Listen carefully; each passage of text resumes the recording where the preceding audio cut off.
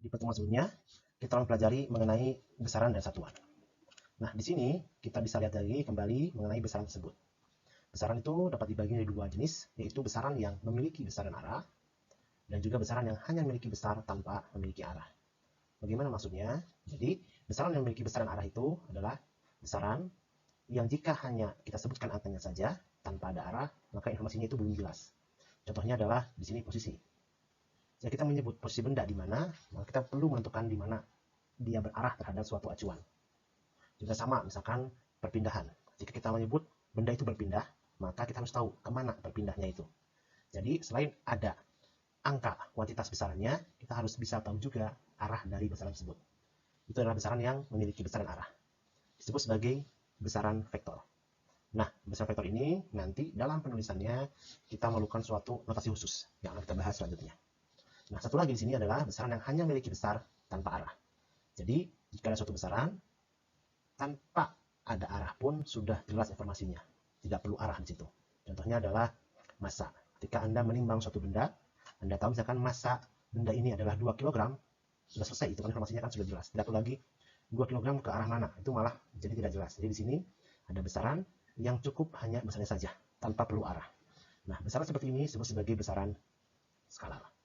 Yang nanti penulisannya itu tanpa notasi khusus. Oke, nah di sini mari nanti kita lihat lebih khusus mengenai besaran vektor ini. Oke, sekarang kita lihat lebih jelas mengenai besaran vektor.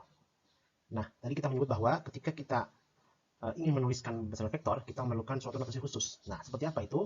Di sini kita lihat tulisannya adalah menggunakan notasi panah di atas simbolnya. Jadi misalkan ada vektor Q, maka menuliskan secara simbolnya itu adalah Q dengan tanda panah di atas, atau menuliskannya Q dengan cetak tebal. Nah, biasanya kita lebih mudah untuk membedakan dengan notasi untuk skalar itu adalah menggunakan tanda panah di atas simbolnya. Nah, mengapa anak panah ini digunakan sebagai simbolnya? Kita lihat di sini. Jadi, vektor itu direpresentasikan dalam sebuah anak panah yang menunjukkan besar dan arah tertentu. Jadi, karena vektor itu butuh arah, maka anak panah adalah sebuah simbol yang tepat untuk menunjukkan hal tersebut. Contohnya seperti ini. Dalam suatu koordinat, misalkan kartesian, saya memiliki vektor seperti ini. Ada vektor Q yang besarnya adalah Q kecil dan arahnya adalah theta terhadap sumbu datar. Ini apa maksudnya? Kita lihat di gambar. Jadi panah ini adalah vektor Q. Jika saya ukur panjang dari panah ini, dari pangkal hingga ke ujung anak panahnya, maka panjang dari panah ini itu adalah besar dari vektornya. Arahnya tentu, kalau ini panahnya mengarah ke satu arah, ya itu adalah arah dari vektornya. Cuman, arah ini kan kita sulit menentukannya ya. Ini arahnya miring, miring segimana? Nah, kita menggunakan sebuah kuantitas yang pasti, yaitu adalah sudut. Jadi, arahnya itu bisa kita representasikan dengan berapa kemiringan dari panah ini, sudut kemiringannya terhadap sumbu datarnya, atau sumbu X. Itu adalah ini besarnya theta sudutnya ya. Jadi nanti, kemana arah vektornya? Ya, arahnya adalah theta sekian derajat terhadap sumbu datar. Nah, sekarang karena tadi anak panah itu merepresentasikan vektor, ya, yang panjang dari panahnya itu adalah besarnya, dan arah yang ditunjukkan oleh panahnya adalah arah vektornya, maka di sini kita bisa menyimpulkan, misalkan saya punya 4 vektor, vektor K, L, M, N. Dari 4 ini kira-kira vektor mana dengan mana yang persis sama? Kita lihat kan ya, berarti vektor yang sama adalah yang panjangnya sama dan arahnya sama. Berarti antara K dengan L kita lihat kan ya, K dengan L beda panjangnya. K dengan M dengan N juga sama, beda panjangnya. L dengan M, panjangnya sama, tapi arah panahnya berbeda. Berarti bukan. M dengan N juga sama ya. Tapi L dengan N, panjangnya di sini sama, kita lihat. Kemiringannya tepat sama, arah panah tepat sama. Berarti di sini kita simpulkan bahwa vektor L sama dengan vektor N. Ya. Jadi seperti itu ya, merepresentasikan sebuah vektor dalam bentuk anak panah. Nah, vektor ini, yang tadi kita sudah bisa representasikan dalam anak panah, untuk menganalisisnya lebih lanjut, kita bisa menguraikan sebuah vektor menjadi komponen dalam setiap sumbunya. Ya, itu sumbu datar X dan sumbu tegak Y. Misalkan seperti ini, ada sebuah koordinat X dan Y. Saya punya vektor Q, ya, Q kapital, dengan besar vektornya adalah Q kecil, dan arahnya adalah theta terhadap sumbu datar, sumbu X ini ya. Maka saya bisa menentukan atau menguraikan vektor Q ini ke dalam dua buah komponen, yaitu komponennya pada sumbu datar dan pada sumbu tegak seperti berikut. Ya, pertama pada sumbu datar, caranya adalah tarik garis dari ujung vektor ke sumbu datarnya secara tegak lurus sumbu datar. Kemudian dari pusat koordinat atau dari pangkal dari vektor tadi menuju titik ini pertemuan. Nah, garis ini adalah komponen vektor Q dalam arah X, Qx. Dalam arahnya bagaimana? Sama persis ya. Tarik garisnya ke sumbu Y, kemudian dari pangkal ke titik tadi, itu adalah komponen vektor Q terhadap sumbu Y. Nah, kalau saya sudah punya komponen X dan Y, maka vektor Q kapital ini bisa saya tuliskan dalam bentuk dengan notasi vektor satuan seperti berikut. Nih. Jadi Q-nya, vektor Q adalah komponen Qx dalam arah X. Jadi X topi itu artinya adalah vektor satuan dalam arah X, tambah QY dalam arah Y, seperti itu ya. Atau mungkin Anda lebih familiar dengan bentuk ini ya, QXI tambah QYJ. Apa sih ini? Ada huruf X, huruf Y, I, dan J diberikan notasi topi segitiga itu namanya adalah vektor satuan. Merupakan sebuah penanda arahnya ya. Jadi vektor satuan ini arahnya adalah X, besarnya 1. Jadi kalau saya baca ini adalah vektor Q sama dengan panjangnya Qx ke arah X, tambah panjangnya Qy ke arah Y. Nah, kadang-kadang Anda boleh nanti mau Y topi atau J topi boleh untuk Y-nya, X-nya boleh X topi atau I topi. Silakan Anda lebih nyaman dengan yang mana. Sama saja. Mungkin Anda pasti biasanya lebih familiar dengan IJ. Nah, berikutnya pertanyaannya adalah, oke, saya bisa Pak menggambarkan Qx, Qy-nya. Tapi berapa nilainya di sini? Itu pertanyaan kita. Ya, berapa nilai Qx dan Qy? Dan apa kaitannya dengan besar vektor Q? Karena nanti saya tahu kan, vektor Q ini panjangnya 10 cm. Ya, berarti Qx, Qy-nya berapa? Nah, itu pertanyaannya. Nah, sebelum kita jawab ini, ada baiknya kita mengingat kembali sebuah konsep yang akan sangat berguna di sini, yaitu konsep trigonometri. Ya. Jadi, misalkan saya punya sebuah segitiga, siku-siku, ya. Ini adalah bagian siku-sikunya. Kemudian sini ada sudut theta, di mana sudut theta ini di depannya itu ada sisi bagian depannya A, sisi di sampingnya adalah B, dan sisi miringnya adalah C. Dari informasi ini, kita bisa menentukan berapa nilai sinus theta, kosinus theta, dan tangen theta. Itu adalah perbandingan kan. Berapa sinus theta? Sinus theta adalah perbandingan antara sisi depan dari sudutnya dengan sisi miringnya. Berarti itu adalah A per C. Kosinus theta itu adalah perbandingan antara sisi samping dari sudut, ini sudutnya, ini sampingnya, terhadap sisi miringnya. Berarti kosinus theta sama dengan B per C. Dan tangen theta itu adalah perbandingan antara sisi depan terhadap sisi sampingnya. Berarti A per B. Cukup jelas ya. Dan ini adalah suatu hal yang baku. Sekarang saya coba lagi ya. Bagaimana kalau seperti ini segitiganya? Saya punya segitiga siku-siku, sudutnya adalah theta. Di depan sudut theta, itu adalah sisi depan adalah QY, sisi samping sudut theta adalah QX, dan sisi miringnya adalah Q kecil. Maka berapa sinus theta? Anda bisa dengan mudah menuliskan bahwa sinus theta itu sama dengan sisi depannya QY dibagi sisi miringnya Q kecil. Seperti ini. Berapa kosinus theta-nya? Adalah sisi sampingnya dibagi dengan sisi miringnya QX per Q kecil. Dan tangen theta, sudah jelas berarti berapa? Sisi depannya QY per sisi sampingnya QX. Oke. Ini adalah modal kita untuk menjawab pertanyaan di bagian sebelumnya. Oke, sekarang setelah tadi Anda mengetahui bagaimana perbandingan trigonometri dalam satu segitiga, kita kembali ke persoalan ini ya. Jadi, tadi pertanyaan kita adalah berapa nilai Qx dan Qy, komponen vektor, dan apa kaitannya dengan besar vektor Q. Nah, dari gambar ini, saya akan coba bandingkan dengan segitiga yang tadi kita miliki di sebelumnya. Ini. Kalau Anda lihat ya, ini sama kan? Lihat ini, tetanya sama. Ya, sisi samping tetanya Qx, sisi miringnya Q, sisi depannya ini nggak ada kan?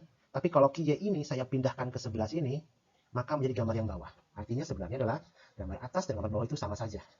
Berarti dari gambar atas ini, perbandingan trigonometri di bawah ini berlaku. Berarti kalau saya ingin tahu berapa nilai Qy, kita gunakan kotak ini ya. Sin theta sama dengan Qy per Q. Berarti berapa Qy-nya? Q kecil kita pindahkan luasnya ke sebelah kiri. Berarti Qy sama dengan Q dikalikan dengan sinus theta. Ini adalah komponen dalam arah sumbu Y. Berapa Qx-nya? Kita gunakan yang kedua. Cos theta sama dengan Qx per Q kecil. Q kecilnya kita pindahkan luasnya. Berarti Qx sama dengan Q kecil cos theta. Itu adalah komponen dalam arah sumbu X. Jadi lihat ya, hubungan antara Qy, Qx dengan Q. Apa lagi hubungannya? Kalau kita punya segitiga, pasti Anda familiar dengan yang namanya adalah rumus Pitagoras. Oke? Itu gimana rumusnya? Sisi miring kuadrat sama dengan sisi tegak kuadrat ditambah sisi datar kuadrat. Berarti sisi miring kuadrat adalah Q kuadrat, itu sama dengan Qx kuadrat tambah Qy kuadrat. Berarti kalau saya misalkan nanti punya nilai Qx-nya, punya nilai Qy-nya, diminta berapa besar vektornya, ini yang digunakan ya. Berarti Q sama dengan nanti tinggal akar dari Qx kuadrat tambah Qy kuadrat. Oke, jadi ini adalah bagaimana cara kita memperoleh komponen vektor. Dan ini penting karena nanti saat Anda akan melakukan penjumlahan operasi vektor, hal inilah yang biasanya kita lakukan pertama kali, yaitu menguraikan vektor dalam tiap komponennya. Oke, tadi kita masih bicara vektornya dalam 2 dimensi, hanya ada sumbu X dan sumbu Y. Bagaimana kalau 3 dimensi? Prinsipnya sama, kita tetap menguraikan vektor ini dalam sumbu, tapi ada 3 sumbunya, yaitu dalam sumbu X, sumbu Y, dan sumbu Z.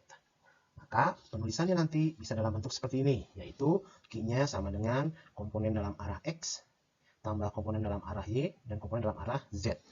X topi, Y topi, Z topi, atau boleh juga dalam IJK. Jadi arah X dengan I topi, arah Y-nya Z topi, arah Z-nya di sini adalah K topi. Terus bagaimana mencari nilai Q-nya ya? Ini sama. Ya, jadi Q kuadrat sama dengan Qx kuadrat tambah Qy kuadrat tambah Qz kuadrat. Berapa di Q-nya? Sama dengan akar dari nilai ini. Oke, jadi sampai sini Anda telah mengenal vektor dalam 2 dimensi dan dalam 3 dimensi. Oke, sekarang kita akan mempelajari mengenai operasi vektor. Kita mulai dari penjumlahan vektor. Nah, penjumlahan vektor ini nanti ada 2 metode yang bisa kita lakukan, yang adalah metode grafis dan analisis. Kita mulai dari metode grafis. Metode ini adalah sesuai namanya grafis, artinya sini kita hanya menggambarkan. Tidak ada sedikit pun perhitungan secara analitik yang akan kita lakukan. Jadi modalnya adalah menggambar. Tentunya menggambarnya harus presisi. Artinya nanti kalau menggambar vektor ini harus digambar sesuai dengan ketentuannya. Ya, jadi minimal jika Anda mengerjakan vektor secara grafis, maka Anda membutuhkan berapa alat tulis, ya, alat bantu, misalkan penggaris dan busu derajat. Dan baiknya dalam sebuah kertas mm blok. Oke, kita coba saja di sini ya. Ini adalah vektor B yang berwarna kuning dengan besar dan arah seperti pada gambar, dan vektor C berwarna biru dengan arah dan besar seperti pada gambar juga. Kita mulai ingin menghitung berapa vektor B tambah C. Seperti apa vektor hasil akhirnya. Nanti hasil akhirnya adalah dalam bentuk panah juga di sini ya. Kita mulai B tambah C. Berarti kita mulai dari vektor B, gambarkan ulang persis seperti apa contohkan di sini. Jadi kalau Anda coba, Anda lihat dulu ini berapa panjangnya, berapa sudutnya. Anda replika ini ya. Dan buat replikanya. Berikutnya adalah ditambah C. Maka gambarkan vektor C. Dari mana mulainya? Mulailah dari ujung panah vektor sebelumnya. Berarti vektor B tadi di sini ujungnya kita lanjutkan dengan vektor C. Nah, sudah kan ya B tambah C. Berarti mana hasilnya? Hasilnya adalah Anda tarik garis dari titik pangkal vektor awal ke titik ujung vektor akhirnya. Seperti ini. Ini adalah vektor B ditambah C. Sebutlah nanti apa namanya. Oke, sekarang bagaimana kalau vektor C tambah B? Dengan cara yang sama, kita kerjakan. Tapi lihat urutannya ya, C dulu baru B. Maka mulai dari vektor C, lanjutkan dengan vektor B, dan kita tarik garis dari pangkal awal ke ujung akhir, itulah vektor C tambah B. Jika dilihat, vektor B tambah C dengan vektor C tambah B di sini memiliki panjang yang sama dan arah juga yang sama. Artinya apa? Artinya adalah ada sifat mutatif di sini, yaitu vektor B tambah vektor C itu sama saja dengan C ditambah B. Artinya adalah posisinya Anda ubah-ubah, tidak mengubah bentuk akhirnya. Nah, sekarang bagaimana kalau dikurang? Ya, kalau dikurang sebenarnya itu adalah penjumlahan juga. Di sini ya. Sekarang, misalkan pengennya B dikurangi C. Kita pahami dulu. Berarti kalau B dikurangi C, sebenarnya sama saja dengan B ditambah minus C. Ya, secara matematik ini berlaku kan? Karena plus kali min nanti min juga hasil akhirnya. Jadi saya bertahan pada konsep penjumlahan di sini ya. Oke, berarti B ditambah minus C. Vektor B-nya sudah punya, tapi saya nggak punya vektor C berapa. Nah, kalau saya punya vektor C, saya ingin tahu vektor minus C-nya. Caranya bagaimana? Tinggal balikan arah panahnya saja. Nanti kita lihat ini ya, konsep ini ada di perkalian skala dengan vektor. Jadi, kalau saya punya vektor C, saya ingin punya vektor negatif C-nya, ya udah, berarti tinggal arah panahnya dibalik saja. Berarti B tambah C, kita gambarkan B-nya, gambarkan ditambah minus C, berarti gambarkan minus C, dan hasil akhirnya seperti ini. Sekarang, bagaimana kalau C minus B? Berarti itu adalah C ditambah minus B. Berarti saya butuh kemana? Minus B seperti apa vektornya? Tinggal balikan aja arah panahnya, saya dapat vektor minus B. Berarti C ditambah minus B, kita kerjakan. Vektor C-nya yang biru, vektor minus B-nya yang berwarna oranye, berarti vektor C minus B itu yang seperti ini. Sekarang kalau kita lihat, B kurangi C dengan C kurangin B, panjangnya sama, cuman panahnya kok berlawanan. Oh, berarti simpulkan bahwa B minus C itu sama dengan negatif dari C minus B. Oke, ini adalah cara menjumlahkan vektor secara grafis. Jadi, tidak ada perhitungan analitik sedikit pun yang Anda lakukan, full menggambar di sini. Tapi syaratnya adalah harus presisi. Oke, sekarang bagaimana kalau saya menghitung vektor penjumlahannya secara analitis? Nah, ada sebuah hal yang penting untuk diingat dan diikuti, yaitu penjumlahan itu hanya dapat dilakukan pada vektor yang memiliki arah yang sama. Artinya, kalau saya punya vektor, satu arahnya misalkan ke X, satu arahnya ke Y, berarti anggaplah itu dua makhluk yang berbeda, nggak bisa dijumlahkan oleh Anda. Ya, ini contohnya ya. Saya punya vektor V sama dengan 2I tambah vektor W sama dengan 7J. Tentukan V tambah W. Ini sangat mudah jika kita memegang prinsip atas ini. Namun kenyataannya saya seringkali menjumpai jawaban-jawaban seperti ini. Berapakah V tambah W? Vektornya sama dengan 9. 2 tambah 7, oh 9. Hilang aja arahnya ya. Atau seperti ini. 9I tambah J. Kan ini sama-sama angka jumlahin, cuman I sama J-nya kan nggak boleh dijumlahin kayak gini. Atau kayak gini lagi, yang lebih sering saya lihat lagi ya. Hantem aja, 2I tambah 7J ya, 9IJ. Ini semua jawaban salah. Kenapa? Prinsipnya nanti ya, penjumlahan dapat dilakukan pada vektor yang memiliki arah yang sama.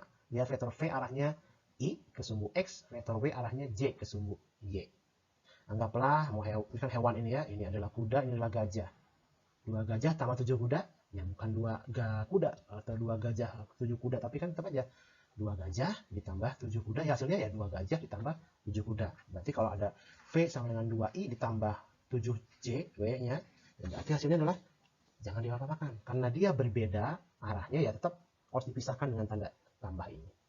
Oke ya, seperti ini contohnya ya. Misalkan ini, saya punya vektor G, I tambah 5J minus 6K, dan vektor H sama dengan 2I minus 3J tambah 4K. Tentukan G tambah H. Kita coba tuliskan di sini. G tambah H ini vektor G-nya, ini vektor H-nya. Saya coba bedakan warnanya ya. Untuk yang arahnya X atau arahnya I warna merah, arah J atau arah Y warna biru, dan arah Z atau K warna hijau. Maka menjumlahkannya bagaimana? Bisa dijumlahkan kalau arahnya sama, berarti yang I hanya bisa dengan I, J dengan J, K tambah K, maka dipisahkan. I dengan I saja. Ya, jadi kalau ada I artinya adalah 1 I di situ ya. Harus dipahami ya. Jadi jangan bingung kalau I berapa angkanya, berarti 1. Berikutnya adalah yang J-nya 5J, ini minus 3J, dan yang K-nya minus 6 dan plus 4. Ya, berarti 1I tambah 2I, hasilnya adalah 3I. 5J minus 3J, hasilnya adalah 2J. Min 6K tambah 4K, hasilnya adalah minus 2K. Maka ini hasilnya.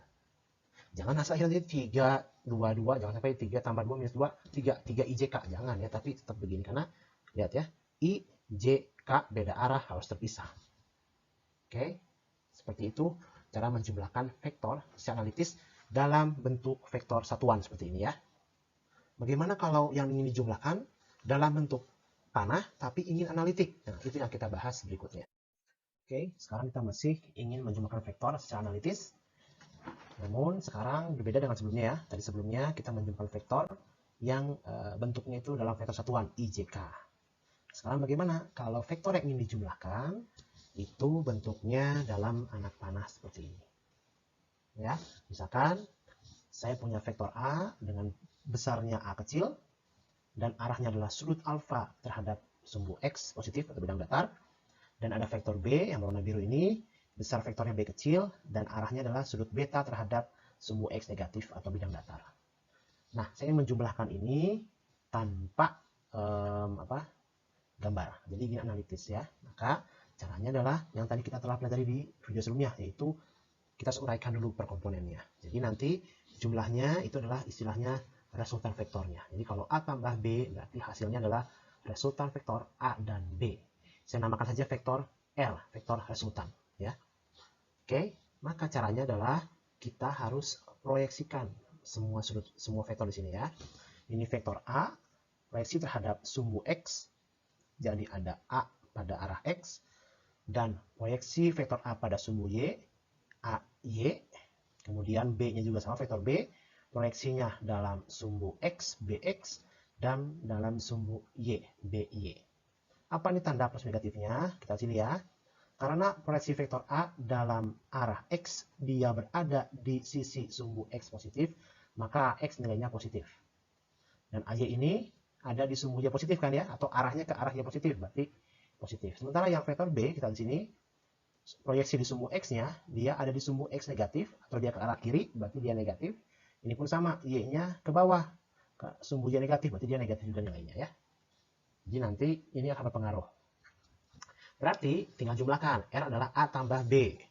A itu adalah ada AXI tambah AYJ, dan B-nya adalah BXI tambah BYJ. Ya, dijumlahkan. Ingat, ini tadi aturannya hanya dilakukan pada vektor yang arahnya sama. Berarti X dengan X, Y dengan Y ya. Ini dengan yang ini, AY dengan BY. Seperti ini. Ya. Berarti R dalam arah X, resultan dalam arah X adalah AX tambah BX. Kita ingat ya, AX itu ini kan. Jadi berarti A cos sudutnya, A cos alfa ditambah yang BX berapa? B cos beta. Ini kenapa negatif? Karena yang BX arahnya ke kiri. Lihat ini ya, merah kanan, biru kiri. Saling melawan kan? Mengurangi ya. Yang sumbu Y-nya sama saja. Tadi kan kalau komponen Y berarti sinus kan ya. Berarti ini A sinus alfa positif ya.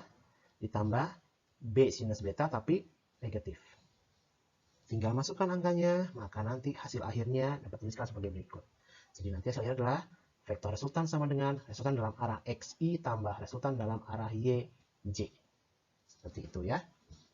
Ini adalah bagaimana kita menjumlahkan vektor secara analitis. Dan ini nanti adalah konsep yang akan sangat sering kita gunakan di materi-materi kinematika, dinamika, dan lain-lain.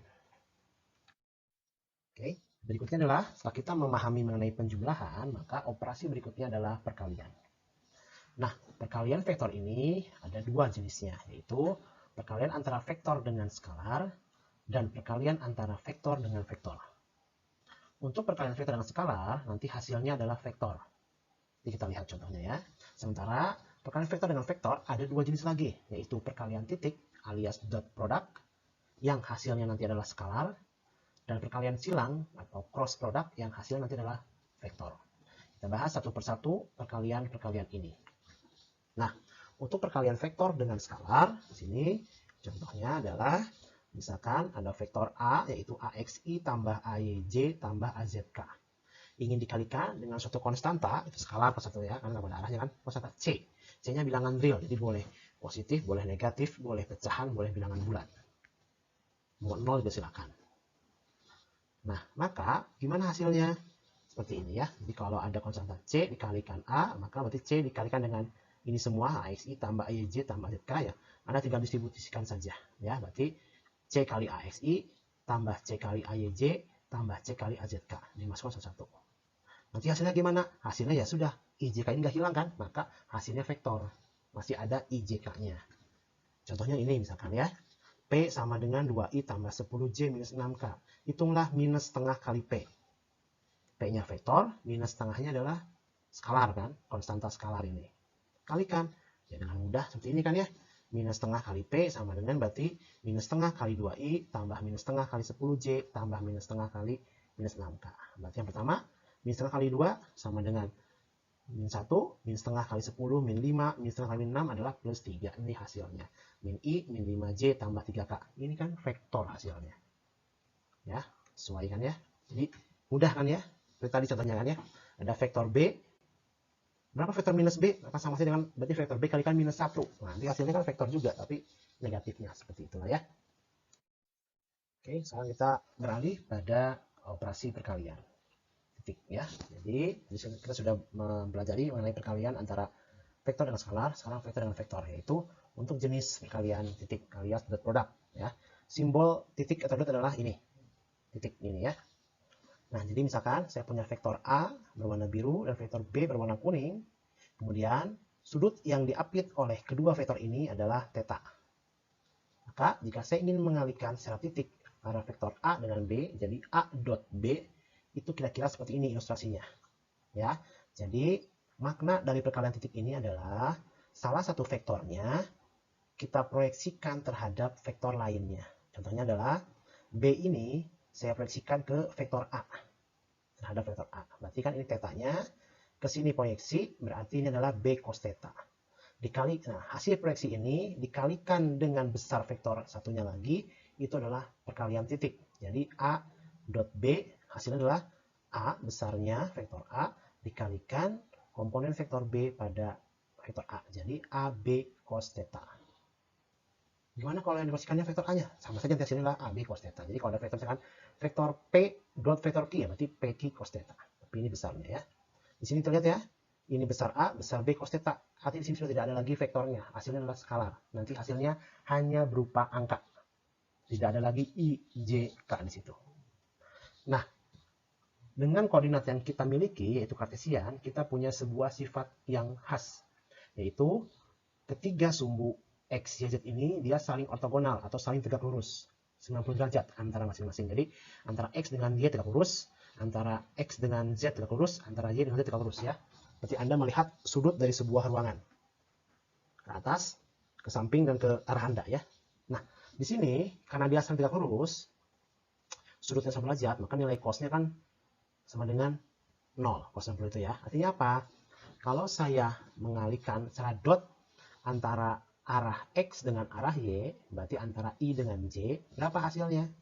Berarti kalau saya kalikan I dengan J, berarti kan nanti ini besarnya I kali besarnya J, kan besarnya 1 ya. Satuan itu ya, berarti 1 kali 1 cos IJ adalah 90 derajat, berarti cos 0. Berapapun dikalikan 0 sama dengan 0. Berarti kalau I dot J 0, I dot K berapa? Karena dia sama 90 derajat juga sudutnya, berarti hasilnya adalah 0 juga. J dengan K sama juga kan, karena dia tegak lurus maka hasilnya adalah 0. Ingat ya, kalau tegak lurus berarti tetanya 90, cos tetanya berarti cos 90 sama dengan 0, maka hasilnya pasti 0. Gimana dong kalau saya pengennya I dengan I saya dotkan? Kalau I dengan I, kan arahnya sama ya. Kalau arahnya sama kan dia berhimpit. Kalau dua garis berhimpit, berapa sudutnya? Nggak ada sudutnya, ya berarti 0 sudutnya. Kalau 0, berarti cos 0 itu adalah 1. Berarti kalau nanti I dot I, J dot J, K dot K, itu hasilnya adalah 1. Kenapa? Karena antara I dengan I, tetanya 0, antara J dengan J juga 0, K dan K juga 0. Cos 0, 1. Maka ini hasilnya adalah 1. Dan itu hasilnya adalah 0. Ya. I dot J, I dot K, J dot K itu adalah 0. Contohnya ya, kayak gini kalau kita tuliskan. Misalkan saya punya vektor A, AXI, AYJ, tambah ZK, dan B pun sama. Maka A dot B-nya seperti ini. Gimana ngaliinnya? Kaliin semuanya ya. Berarti AXI dot BXI, tambah AXI dot BYJ, tambah AXI dot BZK, tambah AYJ dot BXI, tambah AYJ dot BYJ, tambah AYJ dot BZK, dan seterusnya. Tapi ingat, kalau didotkan, yang beda tanda hasilnya 0. Maka hanya gini nanti hasil akhirnya. Kalau punya A dot B, maka sama aja dalam hitungan AX kali BX, tambah AY kali BY, tambah AZ kali BZ. Kenapa bisa begini? Karena yang perkalian dot beda tandanya, beda arahnya, hasilnya adalah 0. Ini sisanya. Anda bisa langsung menggunakan ini saja. Ya. Jadi A dot B-nya ya AX BX, tambah AY BY, tambah AZ BZ. Seperti itu ya. Ini adalah perkalian dot yang hasilnya adalah skalar. Oke, sekarang kita masuk pada perkalian silang atau cross product dengan simbol ini ya, simbol kali. Nah, misalkan saya punya vektor A, ini vektor B yang biru, theta adalah sudut yang diapit oleh kedua vektor ini, maka A cross B itu hasilnya seperti ini. Besarnya A kali besarnya B, sinus sudut yang diapitnya, kemudian arahnya nanti ada. Arahnya adalah A cross B. Kita bahas lebih lanjut ya. Nah, secara fisis, operasi cross product ini adalah berkaitan dengan sistem yang berputar atau rotasi. Seperti ini. Ini adalah Anda biasanya kenal yang namanya aturan tangan kanan, kaidah tangan kanan, right hand rule. Ya. Nah, hal-hal seperti itu yang Anda temui ya, persamaan-persamaan fisika yang ujung-ujungnya ada aturan tangan kanan, berarti secara matematis pasti ada cross product ini. Ya, nah jadi kalau saya A crosskan dengan B, artinya saya dengan tangan kanan, saya arahkan, saya putarkan 4 jari saya dari A ke B. Nah, jempolnya itu adalah mengarahkan hasil A cross B-nya, kemana arahnya. Ya, itu arahnya. Oke. Nah, di sini besarnya berarti AB sin theta, arahnya A cross B ya. Nah, untuk koordinat kita, X, Y, Z, 3 dimensi, kita ingat bahwa dia ortogonal, saling tegak lurus ya, 90 derajat, berarti antara I dengan J, J dengan K, K dengan I, karena dia set terus, maka nanti nilainya ada, sinnya sin 91 ya. Kemudian kalau saya crosskan I dengan I, J dengan J, K dengan K masing-masing, berarti sudutnya 0, sin 0 adalah 0. Ini berlaku ya. Jadi kalau saya I cross dengan I, 0, J cross dengan J, 0, K dengan K, 0. Terus bagaimana kalau saya I cross dengan J, kemana arah hasilnya? Ya, pakai ini. Kaidah tangan kanan aplikasikan ya. Kalau I dengan J, maka nanti kalau Anda pakai tangan kalian, coba arahkan, pasti jempolnya mengarah ke titik kalian, ke sumbu Z. Nah, ya, dan seterusnya. Saya bisa gunakan ini juga lebih mudahnya ya. I, J, K, ini ada arah panahnya ya. I menuju J, J menuju K, K menuju I.